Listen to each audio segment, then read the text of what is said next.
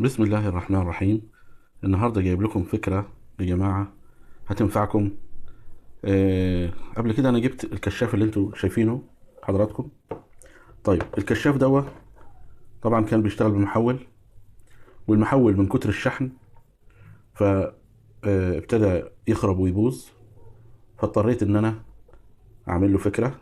طبعا ده مكان الشحن القديم، كان بتبقى فيشة زي فيشة الراديو، وابتدى يبوظ. ومتى يعني كل ما احطه في الشحن بيحصل له ان هو ما بيشحنش وما بيدورش معايا وما بيشتغلش. طبعا انا ابتديت افكه، هحاول افكه قدام منكم، افكه قدام منكم اهو. طبعا في اماكن ادي المسامير بتاعته اهي، هاجي اروح اقعد افك فيها بمفك، مفك عادي او مفك صليبه بس يكون صغير اهو.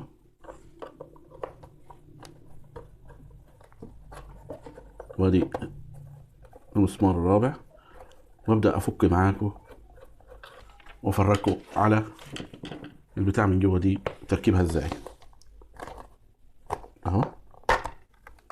كده فكت معايا واحده واحده، افرجكم على الكشاف من جوه عامل ازاي.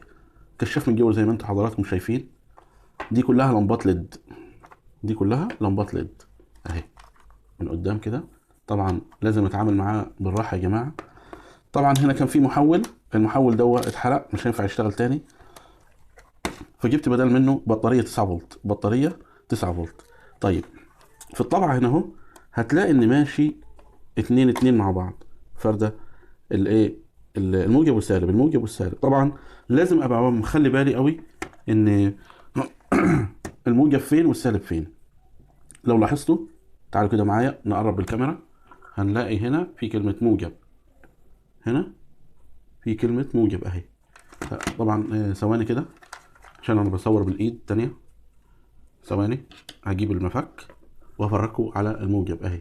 ادي علامة الموجب، هنزلها شوية اهي، دي علامة الموجب. طب فين علامة السالب؟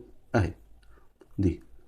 طيب انت عملت ايه بقى عشان ايه نوصل الموجب مع الموجب والسالب مع السالب؟ هنا الطرف ده سالب، ده سالب وديته للسالب التاني، والموجب وديته للموجب التاني اهو. تحت السلك ده، تحت السلك ده هتلاقي فيه موجب، دي يبقى الموجب هوصله مع الموجب حلو، والسالب هوصله مع السالب. طيب وبعد كده ال- الطرف الاخضر ده هيروح مع المفتاح، هيروح مع المفتاح. طيب وبعد كده يبقى السلكه البيضه دي سالب، والسلكه الخضراء دي موجب. هوصلهم بالبطاريه اللي انا ركبتها. بطاريه 9 فولت يا جماعه، بتتجاب من عند الادوات الكهربائيه، سهله جدا. طيب يا ريت لو مؤاخذة، يا ريت لو يعاد استخدامها. يعني ايه؟ يعني مثلا تنفع تتشحن في بطاريات الليثيوم اللي هي بتاعه اللابتوب، بتبقى موجوده 3.7 فولت اللي هي شكلها اسطواني، بتبقى حلوه برضو وممتازه واحسن من دي كمان. بس انا طبعا ايه باستخدامات الحاجات الفايضه عندي في البيت، فابتديت ان انا إيه اركبها. يبقى هو هنا جايب لي الموجب، يبقى السلك الموجب هحطه في البطاريه الموجب اهو، واهو ادي مكانه اهو، موجب وموجب، يبقى موجب وموجب. وجبت سلكه، السلكه الخضراء دي ووصلتها بالبطاريه الطرف الموجب. طيب السلكه البيضاء، السلكه البيضاء هتمشي معايا، هتمشي معايا وتروح ايه، هتلاقيها موصلها بالطرف السالب في البطاريه. طيب حلو خالص. دي عشان تغذي البطاريه في وقت عدم الشحن. يبقى انا باخدها بوديها فين؟ بوديها مثلا عايز استخدمها في مكان، في مكان بعيد عن الكهرباء، فاستخدمها عادي كانها ايه، دي مكان الشحن او البطاريه اللي بتغذي لي الكشاف في بعيد عن الكهرباء. طيب انا دلوقتي افترض ان دي خلصت، خلاص كده يقف معايا الشحن؟ لا، ده انا كمان مزودها، جبت الموجب ومديته لغايه بره، جبت الموجب ومديته لغايه بره اهو، وجبت السالب ومديته لغايه بره برضه.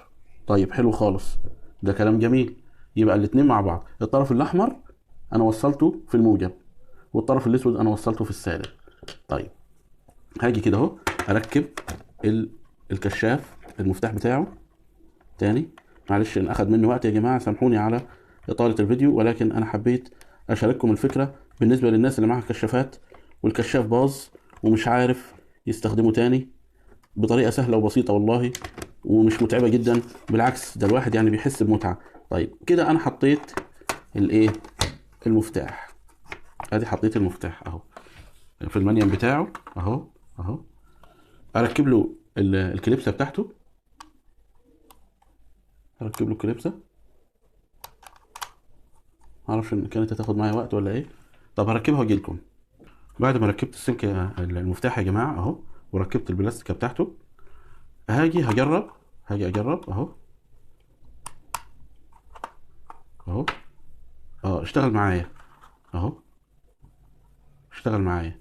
ولكن انا شايف ان الاضاءه بتاعته ضعيفه، لان البطاريه يعني ايه، حجم الكهرباء اللي فيها، الشحن اللي فيها قليل. فانا هعمل حاجه كمان تاني دلوقتي اوريك، افرجكم عليها. انا هوصل السلك دوت بشاحن زي شاحن الموبايل. انا عملت للسلك منيم يا جماعه اهو. اهو ادي ده منيم اهو، عشان بس ما يتعضش معايا السلك. طب عملته ازاي؟ بمكوة اللحام، وجيت رحت مسيح في الجنبين تاني عشان السلك يخش و... وايه، وما يعكش معايا. اركب، اهو ركب معايا. طيب انا شايف ان هو ضعيف، ده ضعيف اهو، ضعيف. طيب انا عايز اقويه، اعمل ايه؟ هجيب الفردتين دول اوصلهم بشاحن زي شاحن الموبايل، اوصلهم بشاحن زي شاحن الموبايل. بصوا كده، شاحن زي شاحن الموبايل اهو.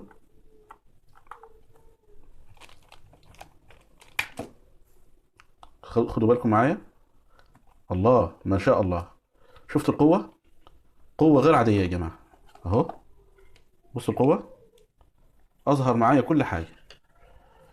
يبقى الاضاءة الاولانية طبعا الكاميرا بتحاول عشان تصور جودة صورة قوية، فايه بتضاعف الايه، حجم العدسة. لكن بصوا اهو، ادي بص قوتها عاملة ازاي.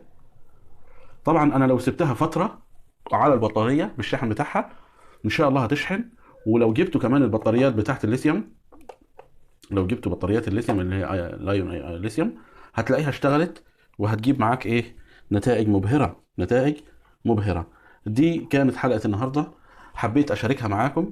عبارة عن كشاف المحول بتاعه اتحرق، وانا رحت عملت ايه، جيت ورحت مشغله ببطارية. شغلته ببطارية، بطارية 9 فولت، بطارية 9 فولت اهي شغالة معايا، بس طبعا ضعيفة لان عايزة تتشحن. فطبعا انا ايه، ما يعني ما هنتش عليا الكشاف ده لان عمر معايا وكان كويس.